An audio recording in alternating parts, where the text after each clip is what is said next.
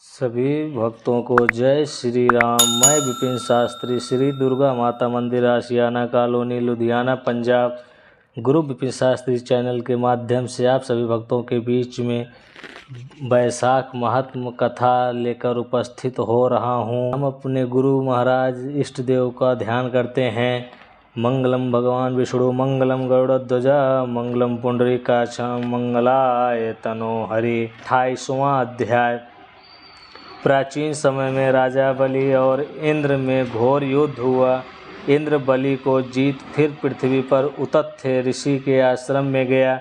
वहां जाकर उसकी गामिनी गर्भिणी पत्नी को सोते हुए देखकर इंद्र काम के वशीभूत होकर बलपूर्वक उसके साथ भोग करने लगा। तब गर्भस्थ बालक ने अपने पैरों से योनि मार्ग को ढक दिया, जिससे इंद्र का वीर पृथ्वी पर गिर गया। पर इंद्र ने क्रोधित होकर शिशु को श्राप दिया कि तू इस कर्म के करने से जन्मांध हो। फिर ऋषि के श्राप से डरकर इंद्र वहां से भागा। उसको भागते देख ऋषि शिष्य हंसने लगे। वह लज्जा के मारे मेरु पर्वत की कंदरा में जा छिपा और वहां बैठकर तप करने लगा। जब इंद्र कंदरा में छुप गया तो राजा बलि ने अपने गुप्तचरों द्वारा सब बातें जानकर स्वर्ग पर आक्रमण करके अमरावतीपुरी को घेर लिया और देवता व दिक्पालों की सब विभूति को अपने अधीन कर लिया और देवताओं का सब राज्य भोगने लगे।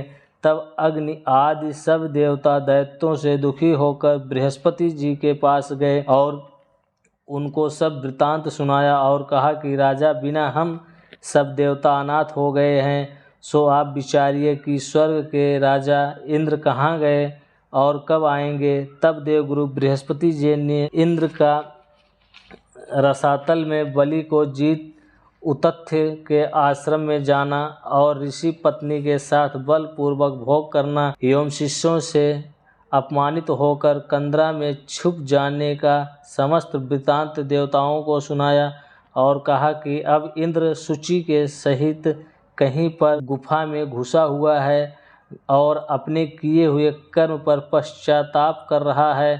सब देवता उसी कंदरा में पहुँचे और उसमें बैठे हुए इंद्र को देखकर सब उसके बल और वीर की प्रशंसा विख्यात स्तोत्रों द्वारा उसे प्रसन्न करने लगे।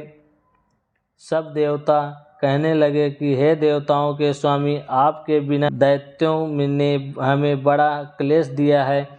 हम स्थान भ्रष्ट हो फिर रहे हैं। अब आप चलकर शत्रुओं का दमन करो। इंद्र कहने लगा, पर स्त्री गमन के दोष से मेरा बल, वीर, यश, मंत्र शक्ति, विद्या शक्ति सब नष्ट हो गई। इसी कारण मैं यहाँ गुप्त निवास कर रहा हूँ। इंद्र की यह बात सुन सबने इंद्र को बल देने का विचार किया। बृहस्पति जी ने कहा कि हे इंद्र, अक्षय तृतीया को, जिसमें स्नान दान आदि से मनुष्यों के हजारों पाप नष्ट हो जाते हैं और बल, वीर तथा ऐश्वर्य बढ़ता है, इसलिए तुम इस दिन स्नान आदि करो। बृहस्पति जी के ऐसे वचन सुनकर इंद्र ने अक्षय तृतीया को स्नान दान आदि वैशाखोक्त धर्म किया। इस भक्ति देने वाले धर्म कार्य में से उनके बल, वीर आदि सब पूर्ववत बढ़ गए तथा पर स्त्री गमन दोष भी नष्ट हो गया। तब वह पूर्ववत हो गया और दैत्यों को जीत उसने अपना अधिकार प्राप्त कर अमरावतीपुरी में प्रवेश किया। तभी से यह अक्षय तृतीया जगत में प्रख्यात है। जय श्री राम।